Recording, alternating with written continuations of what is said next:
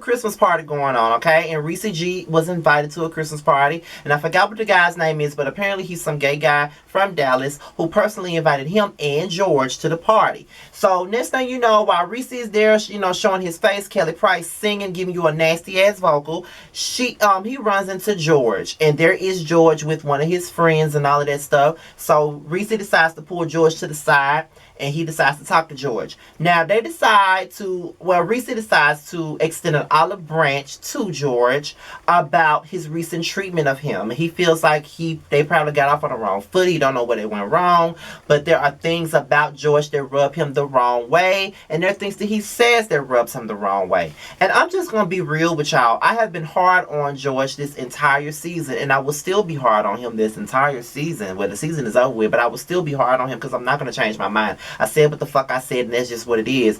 But just watching the show, I feel like George does have this personality that will rub people the wrong damn way. Like, he has this upper echelon ass energy about him that I'm not amused by. That's just my personal opinion. I'm not amused by people like that, honestly. Even in my real life, I'm not. Because I feel like I'm way too humble and way too down to earth to deal with people of that nature. Now, I'm not saying that that's who he is, but looking at the show and just seeing what we're giving and how he's portrayed, that's what he gives me. He gives me upper echelon. I'm better than all of you guys. You know, I don't fuck with this because, you know, I don't fuck with you because you do this. I don't fuck with you because you make this amount of money. You got to be this type of person to be around me. You know, that type of stuff. And me, I don't give a fuck about none of that. Let me put my phone on damn vibrate. I mean, on fucking vibrate, because I ain't got time. Because every time my phone go off, I'm going to be looking at it, trying to see who the fuck it is. So just give me a second, bitch. But I don't like people like that. Like, straight up. Like, I don't like people like that. And I think that's why I don't like George on this show. Because I don't know George personally to be out here saying I hate George, I don't like him, whatever, but I'm not a fan of his personality on this show.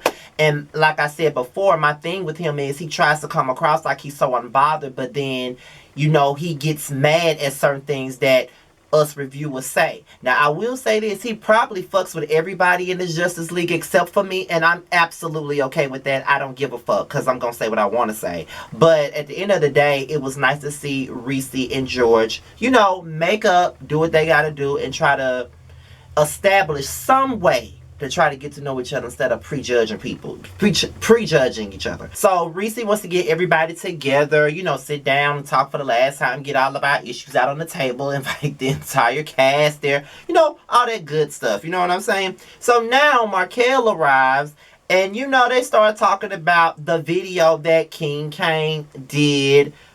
And if y'all remember it, Kane did a live video, the very first episode, and he went the fuck off on everybody on the cast. Like, he talked about them like a dog. You know what I mean? So he went in on them. So basically, this is when this finale was filmed after that video came out. You know what I mean? So, you know, Reese was like, well, according to her video, she ain't coming. Safety pins ain't coming. Ariel arrives and she's pissed the fuck off, okay? She's pissed the fuck off because of what Kane said in his video, and she wants a piece of King Kane. She wants a piece of Kane, period. She wants a piece of him because she don't like what the fuck he said, and she feels like he's a punk ass bitch for not showing up to the dinner at all after all the stuff that he said on the video. You know what I mean? So she wants to see him. She wants to make sure that she say what she got to say to him because she thought that they was cool, and then he then went up and made this video going the hell off on her. So she is not feeling it. She is ready for the turn up, okay? Trey Womack arrives, and Markel, Ariel, and Reese ask him, did he see Kane's video? And basically, Trey Womack pretty much he confirms that Kane ain't coming to the dinner. And Ariel was like, my problem with Kane is he's doing all of this, but he not showing up. He not showing up to the dinner. And I feel like that's some bullshit. And you know what, y'all? Y'all already know. If y'all follow me from the very beginning, y'all know I love Kane. Y'all know that for a fact, regardless of what his issues is with some of my brothers and sisters from the Justice League. I don't have a problem with Kane. Like I said, we have a special relationship. Like, I know personal things about him. He knows personal things about me.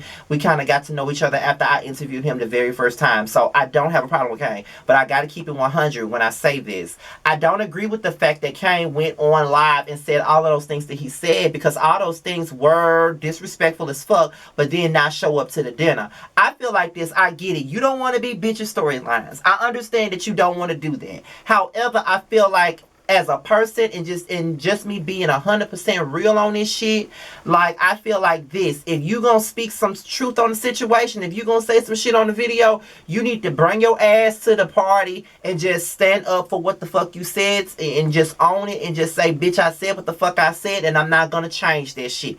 That's how I feel about that. I feel like you should have been there. I feel like you should have been there to own your shit, and I feel like you should have been there to let a bitch know, yes, I said what the fuck I said, now what? That's how I feel. At the end of the day, all this shit that I've said about you guys on my videos, I would have to own that shit when I saw one of y'all, because everybody can't take the fact that this is entertainment, or everybody can't take the fact that this is critiquing, or everybody can't take the fact that this is just an opinion. I don't fucking know you. I'm just judging you by off what I see on the show. If I had to be confronted, because the main person that got the reads from me was George. So if I had to see George, and I would have to take account for what the fuck I said, I would take account of what the fuck I said, because I said what the fuck I said at that moment. I don't give a fuck how you feel about it. That's what I said. You shouldn't be acting the way you do, and maybe I won't say the shit that I say. That's just what it is. So yeah, I do get the frustration as to why you wasn't there. I felt like you should have been there. I just feel like you should have been there. You wasn't there, and your name was in everybody's mouth. That was more reason for you to be there and just take accountability for what you said. We know you can take accountability, but you can't get your ass on live and talk all this cash money shit, no limit, soldier ass shit, and then not come to the dinner. Bruh, if you don't come to that dinner and let these bitches know why you say you the head huncho of this shit, let them know what it is. So no, I don't agree with that, Kane. I feel like you should have went, but I do know, I already knew you wasn't going to the finale, because you told me you wasn't going. When we spoke, yes, when we spoke that time, and we was talking, like, we had this first of all, we had a conversation about me being in a hotel and all of that stuff, and I think that was the same damn conversation. And he told me that he wasn't going to this fucking, he wasn't going to that finale. He ain't got shit to say to none of them. I remember him telling me he wasn't going, and I knew he wasn't going when he said he wasn't going. So him not being here is nothing new to me. He said he wasn't going, and he said this after he did that live to me. So I already knew he wasn't going. So it is what it is. Markel calls Antonio out, and apparently Antonio said that he was gonna slap the shit out of Markel, and Markel was like, "I just want to know what the fuck you said. What the fuck you mean you gonna slap the shit out of me?" And I'm like, Antonio, if you don't come through and try to defend yourself on this shit, this nigga called you to the carpet, bitch. Did you say you was gonna slap the shit out of him? You better own that shit. So they're going back and forth about whether he was gonna slap the fuck out of him or not. And Reese jumped in, and it was like, oh my god. So it came across like both of them was going in on Antonio. It's like Antonio cannot get a word in edgewise. You know, he just sitting there looking like a damn what's the name of those damn dolls that what Sinclair from Living Single used to have in her bedroom? Was it called a troll? Because that's exactly what the fuck Antonio was looking like sitting at the end of the table. So Reese starts bringing up lawyers that Antonio said he was gonna put on people, and he said, no, I have my lawyers for you. And then Reese started talking about an email that he sent to Antonio, and no. What was it? No. Antonio said that he sent the email to Reese G, and then Reese G said that he did not send an email to him. And then he said, I got the email. So Reese was like, okay, so I want to see you expose this email so I can see what type of dirty bitch you are. And I'm like, ooh,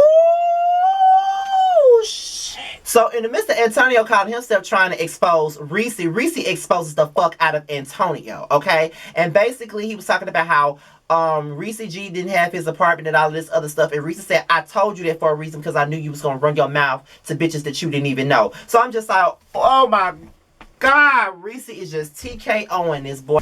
Trey Howard and my husband Dior pulls up, and you know, Reese basically let them know that they're walking into the Lions Den, and Trey Howard was like, oh Lord, Reese, I already pissed off. It's already some shit going on, so we're about to go in and get all the tea.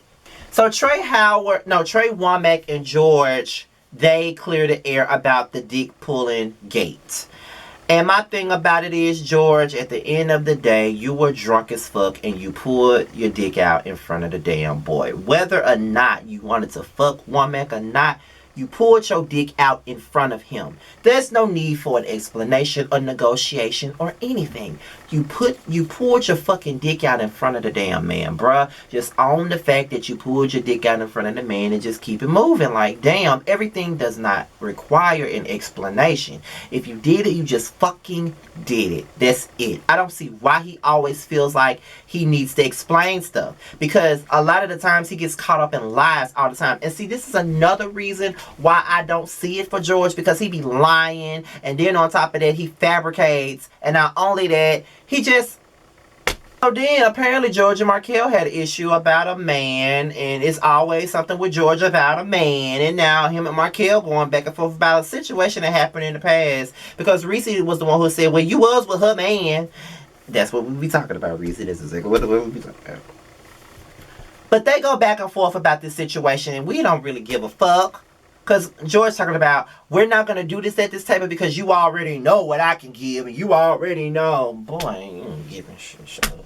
So then Trey Howard apologizes to Trey Womack about his issues and everything that happened with the fight and things of that nature. And, you know, he regrets it all happening. They both, they both accept each other's apology and they keep it moving, basically. So it's all resolved with that. But Trey Howard was like, the issue that he got with the motherfucker ain't here. And he started talking about Kane and talking about how Kane said that he begged him to be in his fashion show and started saying that Kane's dick is little and shit like that. And, it just goes right on back to the dick and all of this other stuff. Because, I don't know, child. Then Dior, my husband, extends an olive branch to Trey Womack. And they go back and talk about how they used to be friends back in the day, how he don't understand why they're not friends today, and how he misses their friendship, and how he wants everything to be the way it was in the past, and they just reflect on what they used to do in the past and how fun it was. So it was good to see a resolve with that. Then Dior starts talking about his issues with Kane, and when he started talking about his issues with Kane, he made a comment that did not sit well with me. And y'all know how I feel about Dior, so I'm just going to keep it all the way 100 with you. When he said the shit about, okay, I'm kind of paraphrasing because I don't remember what he said verbatim, so I'm paraphrasing what he said. He was like, if I got an issue with you, I want to see you face to face. I don't need no cameras. I don't need to go to no random ass podcast and talk shit. I don't need to go to some random ass YouTubers and talk shit when they're trying to come up off of our fame or whatever. Now, I didn't like that comment, and I'm going to tell you why I didn't like it. Because at the end of the day, when it comes down to us as YouTubers and YouTube reviewers and everything like that, we are supporting the show. We are highlighting your show. You know what I mean? And it's just like, I hate it when they try to down us for giving our commentary on it, because we're giving commentary on this show. It's no different from us giving commentary on shows like Love and Hip Hop, Basketball Wives, Housewives, Marriage Boot Camp, Married to Medicine, whatever reality show we want to give commentary on. This is no different. So I don't understand why they get so bothered and want to bring us down and talk about us as if we need them to get by. If we're talking about major shows like Love and Hip Hop, why the hell can we talk about you guys? You know what I mean? And at the end of the day, us random YouTubers are the same people that's willing to give you a platform to promote your business, to promote your products, to promote the fact that you're a hairstylist or a designer or whatever else, for you to give your side of the story that we did not see, for you to give us a part of you that the show did not give, for you to give us background on who you are as a person outside of the show. That's what we are here for. And I'm only speaking for myself and giving you the real tea, and L Teddy and everybody else that's a part of the Justice League. That's what we do. So when Dior said what he said I didn't like that at all. I felt like that was a dig at us as YouTubers, and I just did not like that. And it's kind of like how, and me included, have done this, but I've grown up and I've learned not to do that. That's just like us YouTubers going in on people on Lipstick Alley whenever they say something about us. At the end of the day, they're talking about us, they're watching our video, so they have every right to say whatever the hell they want to say about us, good or bad or indifferent. They have every right to say what they got to say. If they're sitting here watching us, they have every right to critique it. We may not agree with what they're saying, and sometimes they may not know what the fuck they're talking about, but that's their opinion. So at the end of the day, that's just what it is. So, like, I still love Dior, don't get me wrong. Just because he said that don't mean that makes me love him any less. But I didn't like that, and I felt like I had to stand up for fellow YouTubers, because we do get a bad rep a lot of the times, and because we're only just sitting here giving entertainment. You know what I mean? It is what it is. So, you know, I still love you, Dior, but I ain't like that. And at the end of the day, if I have always built my YouTube channel off of being a real ass nigga and just being honest and 100. That's what this channel has always been built off of. So I gotta keep it 100 and be a real ass nigga and let you know, regardless of the fact that I like you, and regardless of the fact that I'm a fan of yours, I didn't like it and I thought it was fucked up. Now George is pulling out receipts on Kane. Basically, Kane wanted to cuddle with George, and, you know, he was interested in George, and he wanted to fuck George, and George wanted to fuck him. Kane, you need to step to the light, Caroline, and let us know what the fuck going on here. Because all season we've been defending you against George. All season we've been, you know, calling this man Creflo Dollar and Pastor Greenleaf and everything else in your defense. So you need to step your ass into the light and let us know what the fuck going on. Because this ain't looking good for you, Kane, now. I'm telling you, this whole episode was not in your favor at all. You need to let us know what the fuck going on with it. Premier feels like the live that Kane did was out of line and borderline disrespectful. I understand why he thought that. And he talked about his relationship with Reese and how it's gotten to a better place. But then Reese and Antonio get into it again, and all I gotta say is Reese looked like a big ass bull trying to come after little ass Antonio. And I kind of feel bad for Antonio, because it looked like Reese was gonna fuck him up. And did you see how Antonio tried to roll up and do his fist like he was finna whoop Reese ass? Boy, if you don't sit that damn Jiffy cornbread muffin ass down somewhere, you know you're not gonna whoop Reese ass. But, you know, that was the end of the episode. But all in all, I really enjoyed the episode. I liked it for what it was. It was pretty good. I can't wait for the reunion. And I love the fact that they got the seating chart. You know, just like how the Housewives have their seating chart. Everybody want to know who's going to sit where, whatever. I like the fact that they did that. And I love the fact that E-Money Van Zant is the one that's hosting it. So, shout out to them and shout out to her. The only thing I would say about Chasing Reality, and this is not me having no entitlement, because it's not, but I feel like, I don't know, a little acknowledgement to the Justice League crew would be nice. I mean, we do review your shows, we do interview your cast members, your talent, we do look out for you guys in a lot of ways when it comes down to our videos. So I do feel like we should at least gotten a shout out or a pin or something like that, you know, to promote, you know, just to bring awareness to our channels, because we're bringing awareness to your show. So I feel like we should have been able to have that, but beggars can't be choosers. Yeah, so thank you guys for watching. This was a great season, a big step up from last year, and I can't wait for the reunion. I will be reviewing it. We were supposed to be there, but Ms. Rona got in the way. But with that being said, you guys, I'm out of here. Until next time, peace out.